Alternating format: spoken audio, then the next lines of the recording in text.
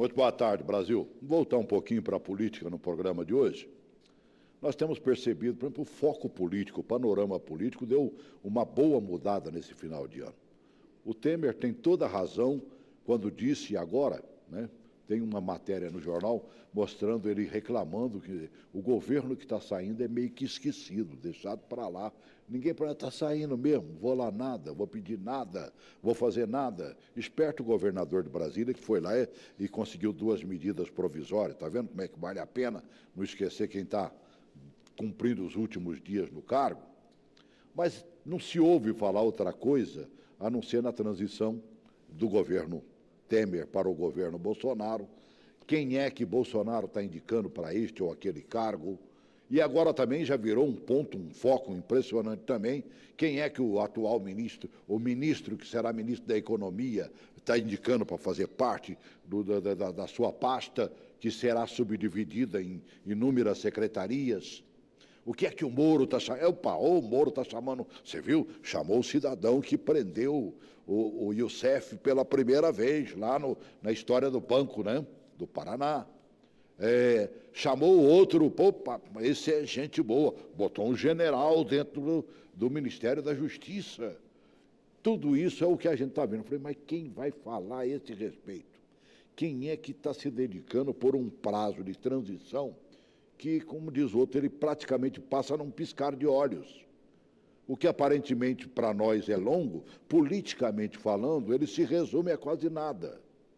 E aí não é que eu achei, rapaz, eu ia falar 2 loucos, não, 2 pessoas especializadas, né, que estão fazendo um livro, Transição do Governo Federal, mais especificamente do Bolsonaro, panorama político e perfil da equipe, tanto de transição, e o perfil da equipe que está sendo convocada para fazer parte dos ministérios do presidente eleito Jair Bolsonaro.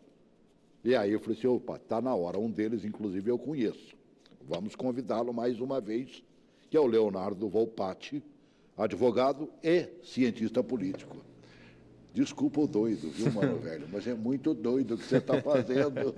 Nós estamos fazendo. É verdade. Boa tarde, Celso. Muito obrigado pelo convite. É mais um prazer estar aqui de novo na TV Gênesis, falando sobre a transição do governo Bolsonaro. Nós falamos sobre eleição, agora vamos falar sobre transição. É verdade. Você esteve aqui para a gente falar sobre as eleições, né? Isso. E agora vamos falar do governo que vai se iniciar. Que loucura, que loucura.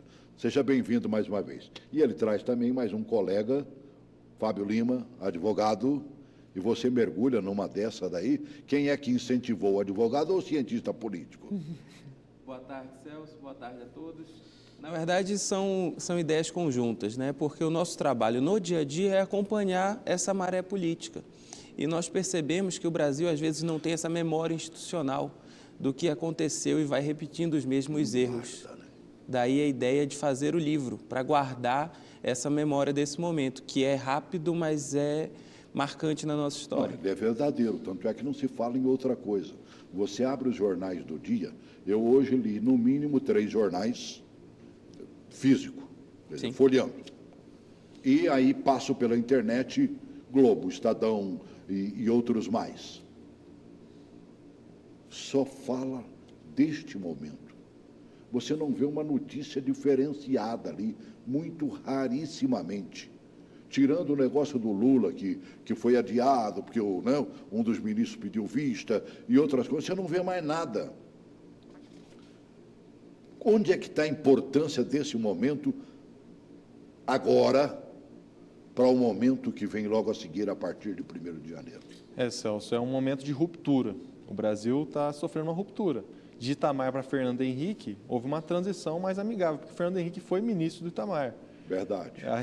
Ali era um que indicou o outro. Isso, né? Que fez toda a base, né, social para ser candidato. Fernando Henrique foi candidato e foi eleito. No momento do Fernando Henrique para Lula, houve uma transição mais ou menos parecida com essa. Só que agora eu acho que é uma transição muito radical, é uma transição de modelo de país, de modelo de ideologia, talvez até na linha de uma revolução cultural. Deixa eu voltar um pouquinho atrás. Claro.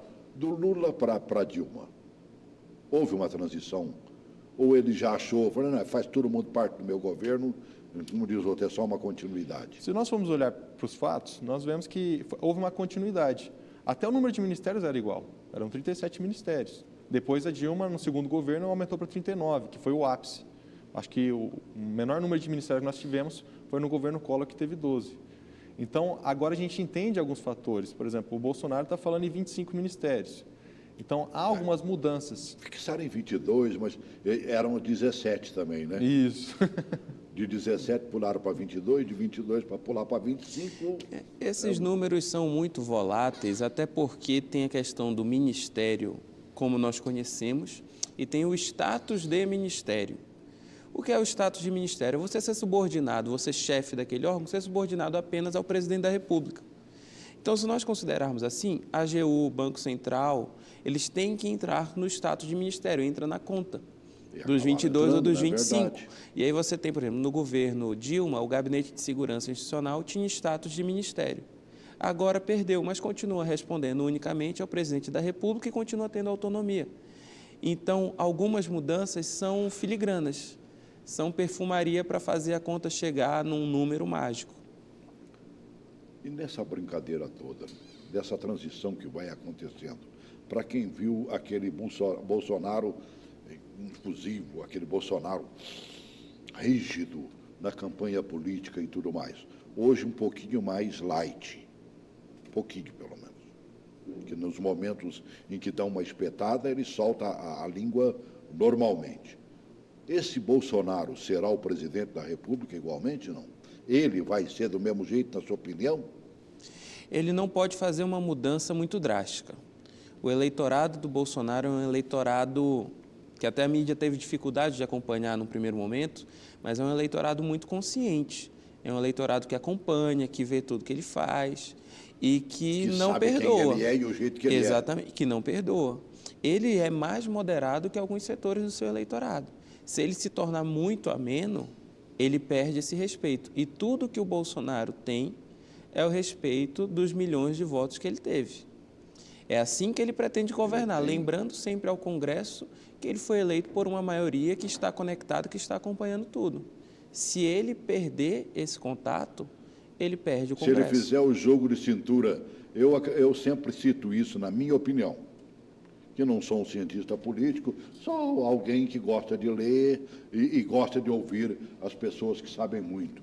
Mas, na minha opinião, o governo Dilma deveria ter sido um excelente governo. Ela começou bem, porque todo mundo sabia que, mesmo quando ministra de Lula, a Dilma era dedo em riste. Você lembra que no começo do governo dela, ela andou botando o dedo no nariz de alguns dos seus ministros e tudo mais, porque ela era estupim curtíssimo. E aí inventaram que a Dilma tinha que ter jogo de cintura político. Acabou a mulher. Eu acho que nesse caso especificamente, o panorama, a questão principal é a questão do presidencialismo de coalizão. Ou seja, para passar as propostas no Congresso Nacional, tem que ter apoio dos partidos. Para ter apoio dos partidos, a prática anterior era realmente lotear os ministérios, os cargos públicos. A Dilma, apesar de ser esse perfil mais forte, ela aceitou isso. E quando ela aceita isso, a bancada partidária indica o ministro, e quando indica o ministro, não é um cara de confiança dela, é um cara de confiança da bancada partidária. Isso aconteceu. E o Bolsonaro não fez isso. O Bolsonaro colocou o cara de confiança dele. Então, eu acho que ele consegue ter um controle maior do governo do que a Dilma teve. Porque se estoura um caso de corrupção, quem paga a conta é a presidente. No caso do Bolsonaro, ele tentou se blindar para isso, porque ele sabe que se ele perder a narrativa, se ele perder o apoio dessa população, o Congresso Nacional engole ele. Aí ele vai ter que fazer concessões. Então, o momento dele é jogar essa popularidade para dentro do Congresso Nacional para pressionar os parlamentares para apoiar os projetos governamentais. E é importante a gente pensar um fator que é o seguinte: o político ele tem que ser verdadeiro, ao menos consigo mesmo. Isso vale para todo ser humano.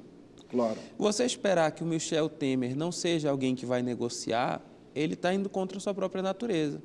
Você esperar que a Dilma fosse alguém para fazer negociação, ela estava indo contra a sua própria natureza. Totalmente.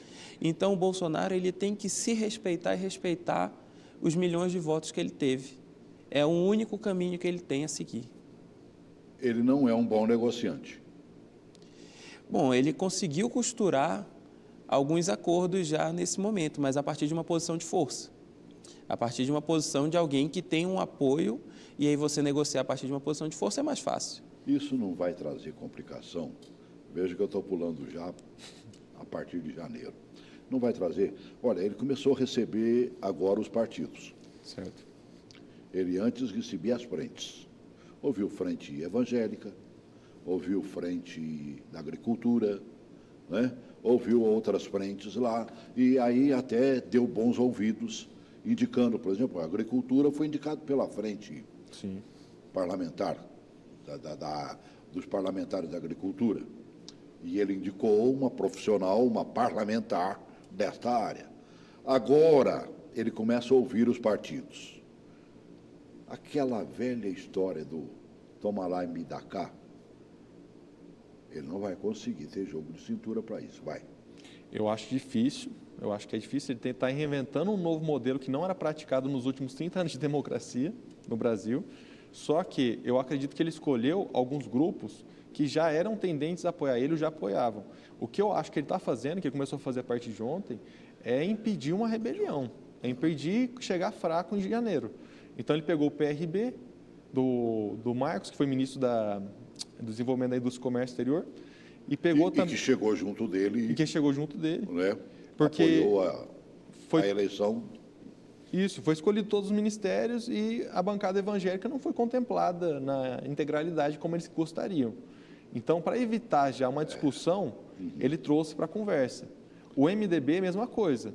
Mas ele pegou alguns parlamentares do MDB, que não são os caciques mais tradicionais, para conversar com ele, para não ser realmente, para não ter aquela imagem junto à população de que ele está negociando com os caciques, que ele aderiu ao sistema.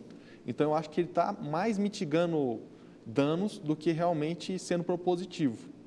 Então, eu acredito, inclusive, que na Câmara dos Deputados, é bem possível que um pastor ou algum evangélico assuma a presidência. E eu acredito que o João Campos tem esse perfil. Então, ele vai jogar a bancada evangélica para comandar a Câmara e vai, na parte do executivo, deixar mais para o perfil técnico, militares, a parte econômica. Então, acho que essa é a grande jogada dessa vez. O João é um pastor evangélico, mas é um delegado de polícia, Sim. Formação de direito, né? E é um homem rígido. Sim. Eu gosto muito. O João Campos está sempre conosco aqui, dentro do programa. Pouco antes das eleições, ele esteve comigo, feliz da vida, porque era relator do projeto de mudanças do direito civil, não, direito penal. Não é mesmo? E aí penal. Ele, não, hoje nós vamos votar. Coitado do João. Me empurraram com a barriga e ele esperava agora, pelo que eu conversei com o Léo, que é assessor dele, esperava que pelo menos nesse final de ano se aprovasse. Mas, sei lá, parece que o Congresso não está muito querendo aprovar nada nesse final de ano, a não ser que coisas que tragam verdadeiros interesses.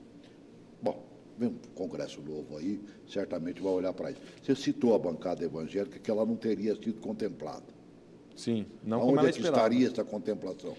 Teve a grande conversa que foi repercutida pela mídia, que o Magno Malta seria o representante máximo da bancada evangélica, que ele não ganhou a eleição devido a ter se dedicado à campanha do Bolsonaro e que, por isso, ele mereceria um bônus político, um dividendo político, sendo ministro de alguma coisa.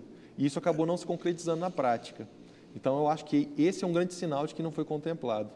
Eu acho que por isso que o Bolsonaro decidiu colocar a bancada evangélica mais para cuidar da Câmara. Aí eu sou obrigado a ler o Jornal de Brasília, né, do quarta-feira, dia 5 de dezembro. Se essa informação, e eu confio demais no Leandro Manzini, né? Leandro Manzini. Ele tem sempre boas informações, mano, velho. Fecha aqui para mim, eu vou ler, mas, né, o ceguinho aqui, essa letrinha do Jornal de Brasília é pequenininha. Senador Magno Malta, PR, Espírito Santo, que está aqui nessa foto, né, recusou o Ministério do Desenvolvimento Social, que é o que todo mundo no meio evangélico estava querendo para ele. Os bastidores do que aconteceu, segundo fonte da transição do governo, 2 dias após a eleição, Magno telefonou para o presidente eleito, Jair Bolsonaro, e o surpreendeu com o pedido de ser ou sair ministro da Defesa ou embaixador em Israel. Uau, uau. Ai, ai. Bolsonaro respondeu com duas perguntas. Você fala inglês? Ou tem 4 estrelas no ombro? E a gente sabe que Bolsonaro pergunta isso mesmo. Rapaz, eu pouca minha convivência com ele. Acho que 3 vezes que ele veio no programa e 2 ou 3 vezes que eu entrevistei na Câmara. Já visto o Pincurto, mas igual dele, né, ele é bucha mesmo. É pá, pum, bateu, valeu. Ele tá, e eu gosto disso. Bolsonaro, que sempre o viu como o aliado certo para as causas sociais, né, não entendeu a demanda. Ou seja, segundo o Leandro Mazzini e segundo os bastidores da notícia, Magno Malta queria ser ministro da Defesa ou embaixador em Israel. E teria aberto mão, porque esse ministério já estava reservado para ele. Ele já cometeu o ato falho de não ter aceitado ser candidato a vice-presidente da República ao lado do Jair Bolsonaro. Ele seria hoje o que é o general Mourão, o vice-presidente eleito do país. De tropeços em tropeços, é complicado. Se isso é verdadeiro, e eu acredito que é, sinceramente, este Leandro Mazzini, às vezes que ouviu algum probleminha, foi porque ele falou a verdade e o pessoal entrou na justiça contra ele. 2 casos específicos, eu me lembro bem, até Dr. Paulo Fernando Melo foi o seu advogado, né, e venceu as 2 causas. E olha que o advogado do outro lado era advogado de Lula, Cacai. Meu Deus.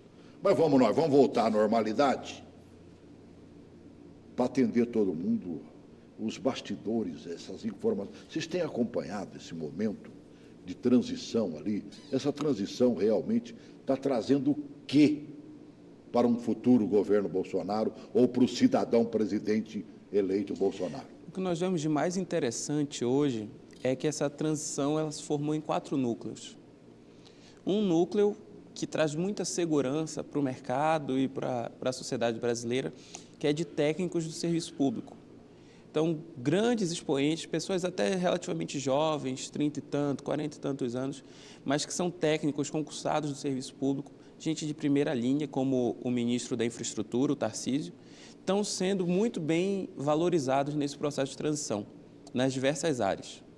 Outro grupo dos militares da reserva, normalmente pessoal de alta patente, generais, etc., que também estão tendo espaço, principalmente nas questões militares. Então, a gente poderia até somá-los ao grupo dos técnicos.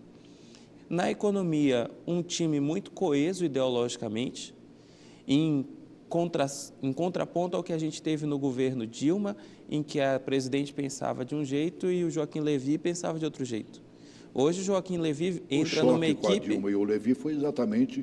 O Levy queria aquilo que deveria ser feito e que o Temer tentou fazer. Exatamente. Não é mesmo? Deu ouvidos ao seu ministro. Isso. No governo Temer, a gente não teve uma evolução econômica melhor, não foi nem por falta da política econômica, mas porque o país tinha atravessado uma crise muito profunda e você teve algumas questões políticas pessoais do presidente da República.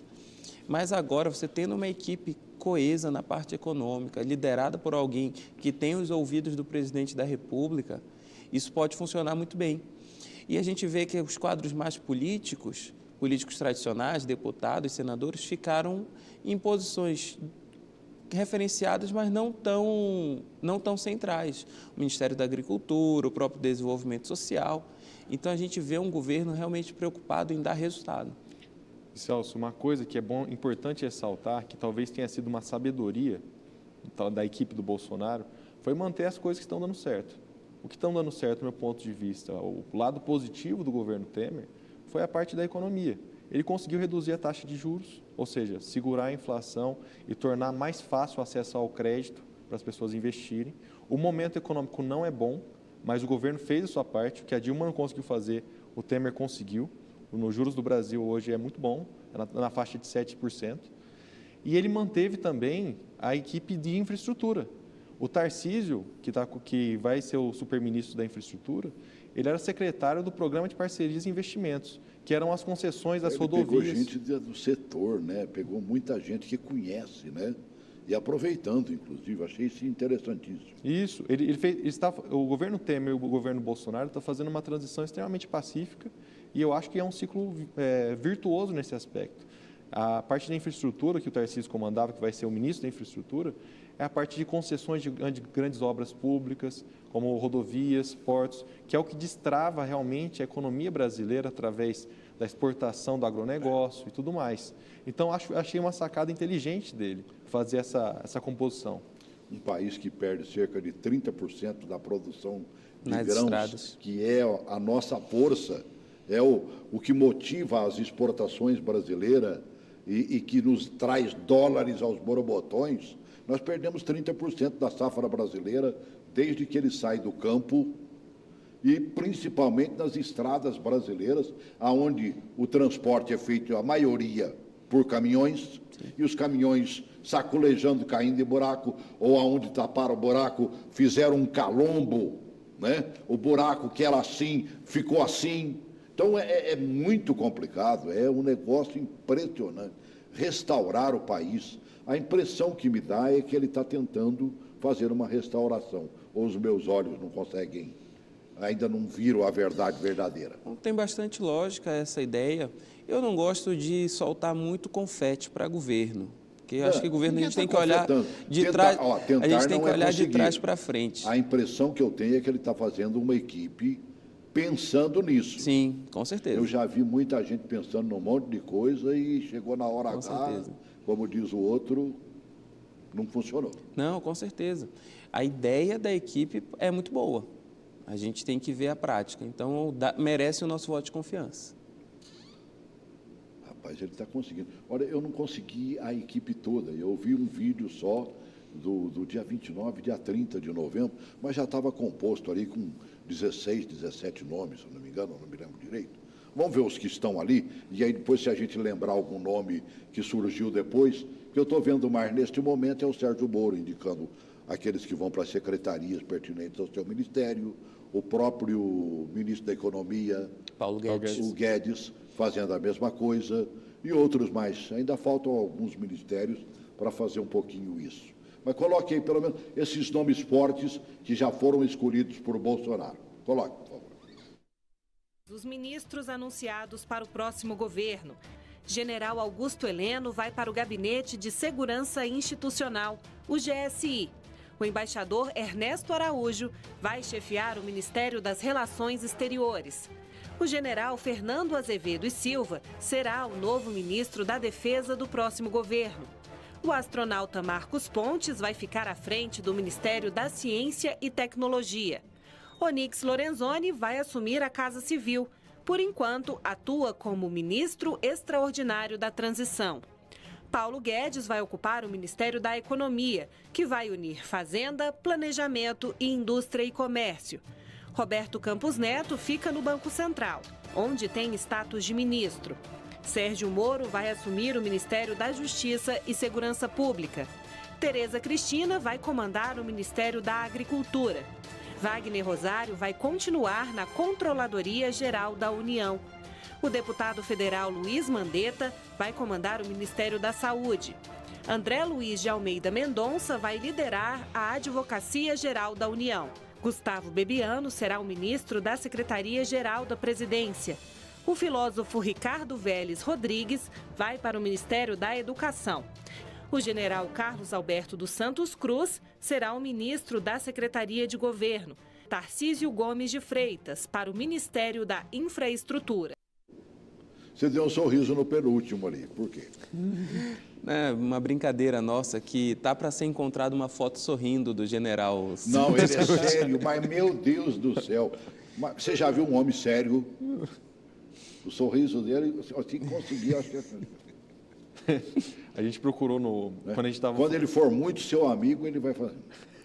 Mas é de uma competência, mano, velho, vai mostrar serviço. Quando a gente estava fazendo o nosso livro da transição do governo, a gente estava procurando fotos para colocar junto com o perfil de cada indicado para o ministério e tudo mais. Não acharam uma dele sorrindo. Estava ele com metralhadora, tinha uma que ele estava no meio da mata, escondido, mas realmente sorrindo foi difícil. Os outros sorriem, né? O general Heleno, por exemplo. O general Heleno está sempre sorrindo. Já esteve comigo aqui, eu acho que 2 ou 3 vezes, né? Meu Deus, gente boa demais. Tanto é que o Bolsonaro vive com ele a tiracolo, né? Você já viu isso? É verdade. Por quê? Confiança, né? O Bolsonaro, ele tem uma história muito própria. Normalmente, um candidato à presidência da República passa 20, 30 anos construindo aquela equipe. É o fruto de uma carreira. Não que o Bolsonaro não tenha uma carreira, 20 e tantos anos na Câmara, 28 anos, mas não era alguém que tinha uma equipe, que tinha um partido tipicamente forte para esse ponto. Então, aquelas primeiras pessoas que apostaram nele, que deram a mão para ele não vai tirar espaço. O Gustavo Bebiano, por exemplo, é um advogado, uma pessoa bem formada, mas não tem nada fora de série, não entra nesse grupo dos políticos. Vai ser secretário-geral da presidência porque é alguém que anos atrás se aproximou do Bolsonaro e confiou nele. E hoje eles estão tendo essa confiança com essa reciprocidade. O Paulo Guedes é um bom economista, mas não era um economista do centro do debate intelectual brasileiro, mas foi o primeiro a confiar no Bolsonaro. Por isso que ele vai chefiar um ministério, um superministério da economia.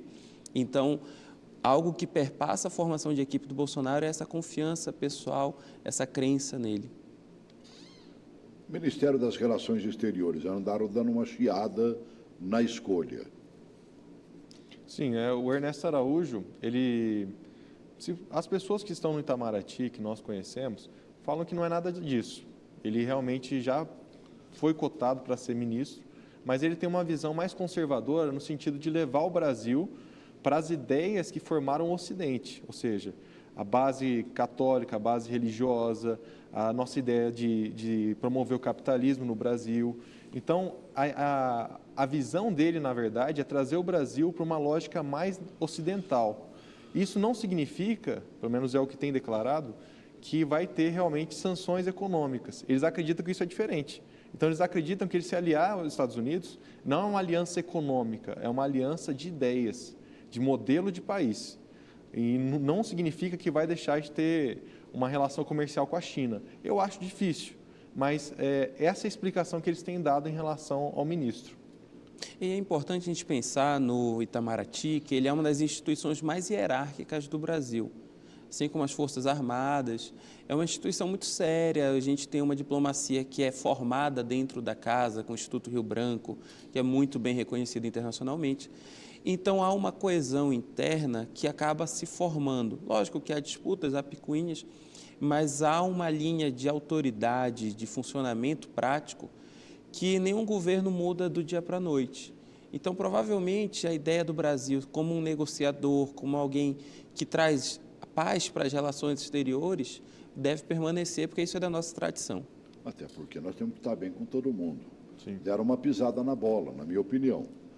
Quando disseram, por exemplo, que iam mudar a embaixada de Israel de Tel Aviv para Jerusalém. Isso é uma briga milenar. Então, você mexeu, talvez, agradou a israelenses, mas desagradou os países árabes, que são muito unidos. Então, tem alguém que tenha um perfil apaziguador, sobretudo. Nós não podemos... Veja bem, eu até entendi a primeira fala do Bolsonaro, ele deu a entender, na primeira fala dele, quando ele falou de mandar a embaixada para Jerusalém. Ele deixou subentendido que se a capital fosse transferida para lá, é lógico que faria uma mudança. Mas, rapaz, a imprensa é danada. Como ele falou meio truncado, mas não deram outra. Vai mudar a embaixada para Jerusalém. E aí deu aquele quiprocó todo, o mundo árabe já ficou meio viradinho para o nosso lado. Isso é importante agora, alguém na área de relações exteriores que venha com esse perfil de poder apaziguar, senão nós vamos perder um mundo árabe que compra 10 vezes mais ou mais de nós brasileiros do que o próprio Israel. A área de relações exteriores é uma área da negociação por excelência. Nenhuma regra é uma verdade absoluta. Ninguém faz nada que não seja por uma troca entre os países, porque não existe um órgão central que mande. Então, você tem que negociar tudo bilateralmente, etc. Então, o Brasil não pode simplesmente dar nada para ninguém em relações exteriores, como nós já demos de refinaria, nós já demos empréstimos, a troco de quase nada. A gente não pode mais fazer isso. Absolutamente nada. Exatamente. Nós então, fomos benéficos para Cuba, para a Venezuela, para a Bolívia. A Bolívia mandou a Petrobras embora de lá de dentro e abocanhou tudo que era da Petrobras. Subiu o preço do gás e ficou por isso mesmo. Aumentou estupidamente o preço do gás para nós que somos os seus maiores consumidores. Então, é muito complicado. Olha a Venezuela vivendo um momento dos mais ingratos, né? E o pessoal do PT ainda continua batendo na mão, que aquele é o sonho, deve ser o sonho deles. Talvez seja esse o país que eles quisessem para nós. Exatamente. Então, a inteligência é nós nos livrarmos de um pensamento ideológico, mas não cairmos em outro. Cairmos em um pensamento mais profundo de negociação, de altivez de Brasil. Eles gostam de dizer muito que está vindo aí uma ditadura de direita. Não acredito, sinceramente. Isso não vai acontecer. Os militares brasileiros hoje têm outra cabeça, a nação vive outro momento completamente diferente, o mundo é outro, entendeu? Ninguém mais morre de medo de comunista, como morriam de medo naquela época, né? Daquela mudança e tudo mais.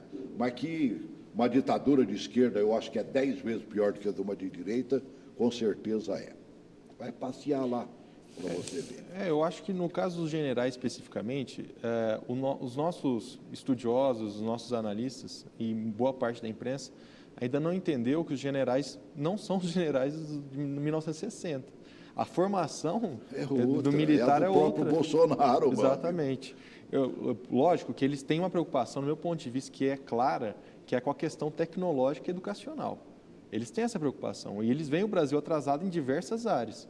Mas falar que eles têm uma formação autoritária, eu não tenho indícios para afirmar isso. Pelo contrário. Pelo contrário. Olha, se ele seguisse uma coisinha só que eu acho, você pode falar o que quiser dos governos militares de antes, mas ele tinha uma coisa que governo nenhum teve depois: planejamento. Tiveram até Ministério do Planejamento, mas não viu um único planejamento, nem no Fernando Henrique, nem no Itamar, que pegou o bonde andando. Não viu o Lula chegar e dizer, nestes 4 anos de governo, naquele tempo era 5, né? Nestes 4 anos de governo, com mais 4, eu vou fazer isso. Pelo contrário, ele criou algumas coisitas que estão aí, milhares de casas por fazer, caindo aos pedaços, que não foram entregues, não deu habitação para quase ninguém, e outros pensamentos que não foram cumpridos. Eu acho que, se tiver uma linha, se ele voltar os olhos e fizer um ministério, se o do Guedes for esse ministério que está abocanhando tudo, possivelmente o governo dele será um pouquinho mais feliz. E parece que ele tem um eixo, né? Ou não? Toda grande nação se desenvolveu a partir de um planejamento de longo prazo. Eu diria até além desses 4 anos. Os Estados Unidos, lá no século XVIII, as nações europeias, né? China, Coreia do Sul, Japão, foram pensamentos de 50 anos. A Coreia do Sul, de 50 anos atrás, tinha uma produtividade, um nível de riqueza um pouco abaixo do nosso. China Hoje também. é 10 vezes o nosso. China também. A China, 10 anos atrás, era o escravo chinês que se dizia. Hoje o salário médio do chinês é superior ao salário médio do brasileiro. Então, a gente não consegue raciocinar no longo prazo, não consegue dizer, vamos investir em educação, vamos investir em infraestrutura, vai faltar, às vezes, em alguma outra coisa, e a gente vai aguentar 10 anos e vai fazer um projeto de país. Celso, eu acho assim, só complementando o que o Fábio falou, nós estamos num momento de mudança, e nesse momento de mudança a gente tem que colocar para o debate o que a gente quer ser quando crescer.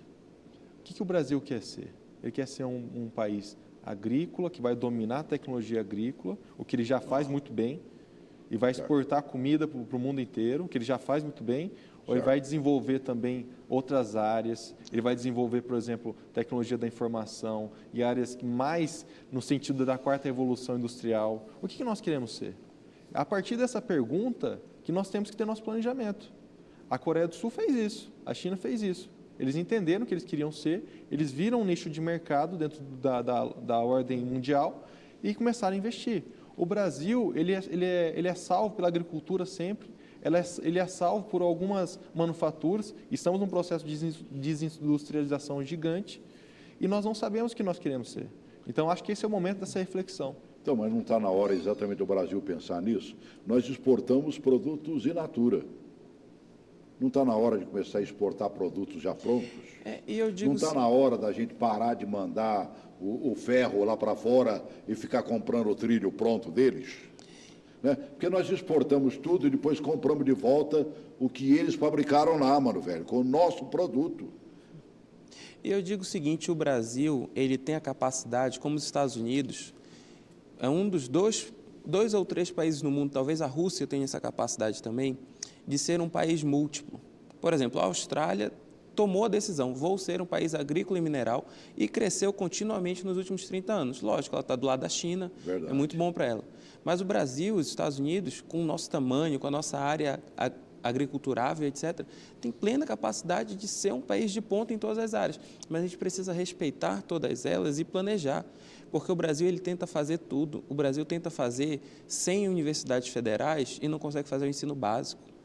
Ele tenta fazer o Instituto Federal e não tenta ter a pesquisa de ponta em determinadas áreas, mas ele não consegue fazer o beabá. A nossa criança não está alfabetizada. Nós começamos a casa pelo telhado, mano, velho. E telhado lindíssimo. E esquecemos de fazer a base. Essas nações que cresceram aí no mundo, elas cresceram depois que colocaram a educação em prática. Os tigres asiáticos, eu cito sempre isso aqui no programa, eles só cresceram depois que deram a educação aos seus filhos. Mudaram uma geração completamente.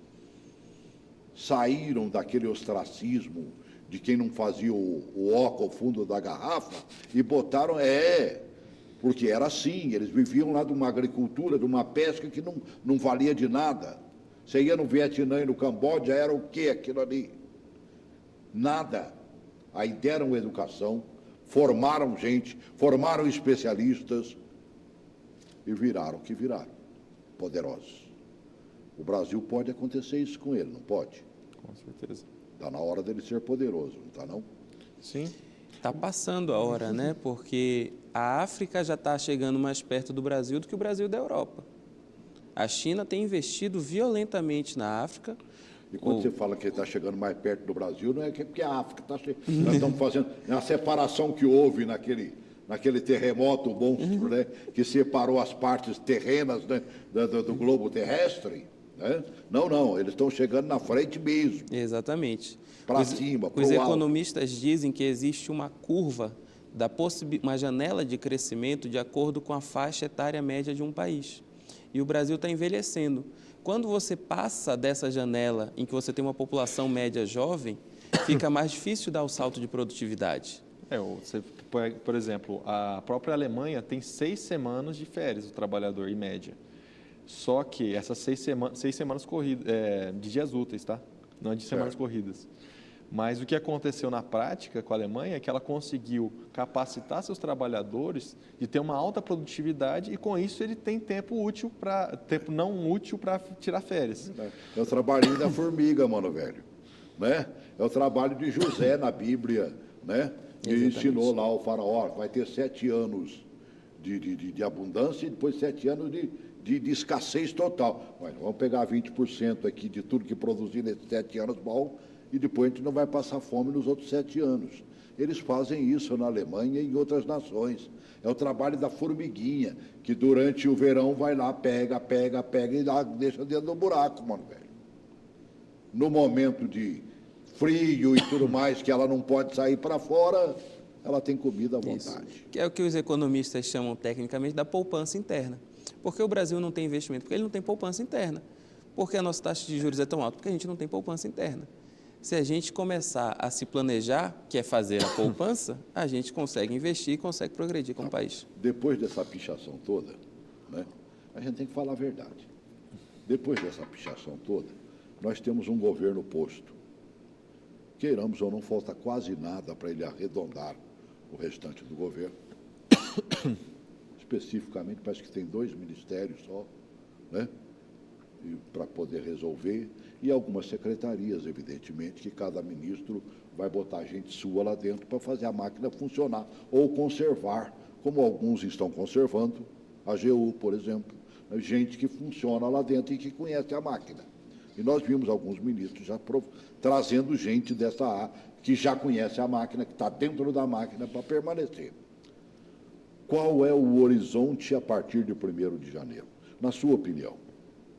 Dá para ter uma ideia? Deve começar funcionando bem. Eu acredito que vai começar funcionando bem. Graças a uma transição tão pacífica, vai começar funcionando de acordo com o programado. E ele tem, como todo governo, ele tem um mês de folga, porque ele tem um mês em que o Congresso não funciona, que é quando começam a dar alguns problemas. E a gente vai começar a testar esse governo ao longo dos 6 primeiros meses, quando a gente vê se ele vai mandar ou não a reforma da Previdência. Um tema até que eu vi que já foi debatido aqui nesse programa, Sim. é que sem reforma da Previdência você quebra a PEC do teto. Quebrando a PEC do teto, os juros voltam a subir. Se os juros voltarem a subir, a economia para e aí o governo está numa situação terrível. Como a sociedade vai continuar na situação terrível que está. Então, se ele souber passar a reforma da Previdência, ao menos uma primeira parte nesses primeiros 6 meses, a gente tem, na sua opinião, a gente tem esperança. Prometido que vai fatiar a reforma da Previdência, que num primeiro momento seria questão da idade. É válido fatiar? Eu não acho muito positivo, porque é difícil eu fazer um acordo. Digamos, eu represento uma categoria de trabalhadores que vai ser prejudicada com uma idade mínima. Eu consigo fazer um acordo de uma idade mínima se eu sei que o militar também vai ter a idade mínima. Mas se ele diz, não, vou fazer só da categoria civil, depois eu faço a dos militares. Aí eu não voto aqui e não voto lá. Tem coisas que a gente não entende, né? O atual secretário de Segurança do Distrito Federal é o coronel, como comandante da Polícia Militar do Distrito Federal, quer dizer, o maior lá dentro. Aí depois que chega num certo cargo, ele se aposenta. Aconteceu isso com um amigo meu, o coronel Josiel, se aposentou, ele falou assim, eu queria estar lá trabalhando, mas por força da lei estou aposentado. Este, por exemplo, comandante da Polícia Militar do Distrito Federal, vi num jornal, também terá que ser aposentado, beirando 50 anos de idade. O militar, ele tem, pelo seu regime, idade máxima. Então, por exemplo, nos militares das Forças Armadas, você, se atingiu aos 60 anos o posto de capitão de fragata, você continua. Se você atingiu o capitão de mar e guerra, você vai até os 62. Se atingiu o almirantado, vai até os 64. Então, a cada posto você tem uma idade máxima. E existem limites de promoções. Então, você, ao invés de ter uma idade mínima... Não dá para passar daí, tchau, tchau. Você não fica um coronel velho. Basicamente, você não fica um coronel... Por causa da questão da antiguidade, para evitar que um coronel de 65 seja comandado por um general de 62 e fique uma situação estranha, eles criaram essa idade máxima. E aí a Previdência exige uma idade mínima. Mas nós temos que chegar a uma realidade, nós precisamos desse povo trabalhando, amigo. Exatamente. Uma prova disso é o resgate que o próprio Bolsonaro está fazendo para a sua equipe. Está trazendo gente que já não está mais dentro do Exército, né? Mas tem um conhecimento. Mas tem um conhecimento maravilhoso. É um resgate isso aí, para botar o cidadão para fazer talvez aquilo que até ele goste de fazer. Olha, em relação à reforma da Previdência, eu acredito que a gente faz todos os prognósticos, analisa, vê as bancadas e tudo mais, mas quando começar a discussão de fato do conteúdo de qualquer projeto que vier, a população vai para cima, porque tem muita gente querendo se aposentar e não aceita o fato de ter contribuído a vida inteira e agora vai perder o seu direito. Uma sinalização que abriria para um debate com a sociedade seria realmente, principalmente os poderes, abrirem mão. Vamos cortar na carne de todo mundo. E aí os parlamentares abrindo mão, o judiciário abrindo mão, aí você abre um diálogo com a sociedade. Fora isso, vai ser uma coisa controvertida, vai ser uma coisa difícil de passar. E a gente conversa com os parlamentares na Câmara dos Deputados, os que voltaram, os 48% que voltaram na Câmara e os 14% que voltaram do Senado, eles voltaram falando que a reforma trabalhista, politicamente para eles, foi péssimo. quase que eles não se elegem por causa da reforma trabalhista. Mas é lógico. Então, eles estão com esse trauma na veia, no sangue. E agora, votar uma reforma antipopular, impopular, né? Nesse caso, também acho bem complicado. Até porque a reforma trabalhista tem seu lado bom e o seu lado ruim, né? O ruim para aqueles que vivem mamando nas tetas do Ministério do Trabalho, e a gente sabe que isso é verdadeiro. Nós vimos muito recentemente aquela questão da menina lá do PTB, que foi escolhida para ser ministra, mas que entrou numa série de coisas ali, de falcatruas acontecidas. Você não precisa olhar muito longe para enxergar o rombo do FAT, dinheiro aos borbotões que foi esse dinheiro jogado ao Brasil inteiro para produzir ensino técnico, e que de técnicos a gente não viu praticamente ninguém. Brasília foi um maná disso, de cursos tidos e havidos como feitos e que não foram executados. E o dinheiro vazou por entre os dedos. É dinheiro fácil, entra fácil, sai fácil. É uma desgraça, mas é verdade. Certo? Estava meu avô que falava isso. E tem um detalhe importante na reforma trabalhista, que isso a gente vê na nossa prática como advogados também, é que apesar de toda a celeuma, o empresariado tem dificuldade de aplicar ainda hoje. Verdade. Vários institutos, como a contratação intermitente, contratação por diária, etc., os empresários não souberam ainda fazer o planejamento para aplicar os benefícios dessa reforma, que pode sim gerar muitos empregos.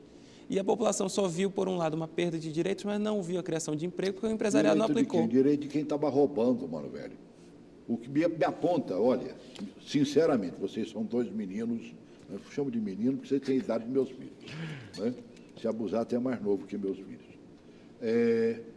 Me aponta umzinho, mas umzinho só, benefício que saiu do Ministério do Trabalho nos últimos anos.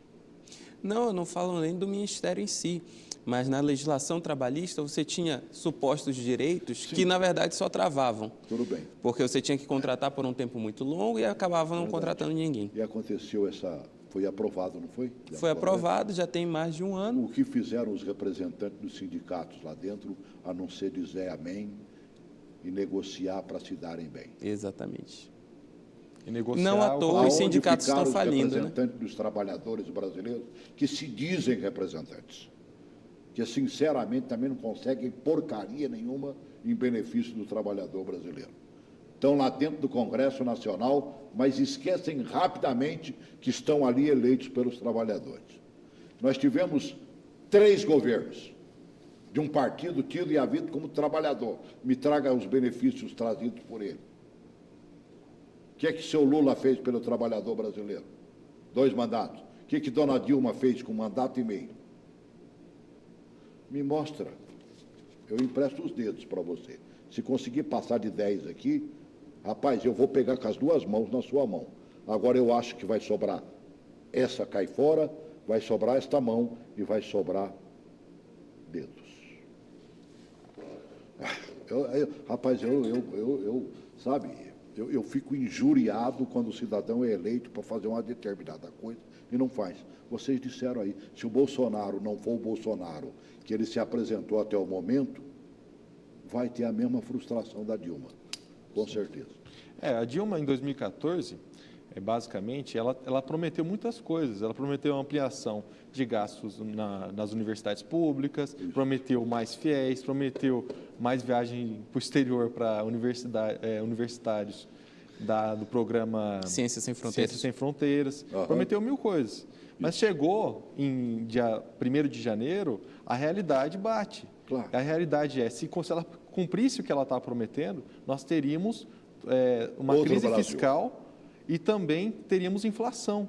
Nós já estávamos em crise fiscal, né? Isso, exatamente. Nós já estávamos em crise fiscal desde 2014, o governo empurrou a crise fiscal com a barriga 6 meses pela eleição. Deixa eu estourar 1 minuto. O governo Bolsonaro vai sofrer o mesmo tropeço?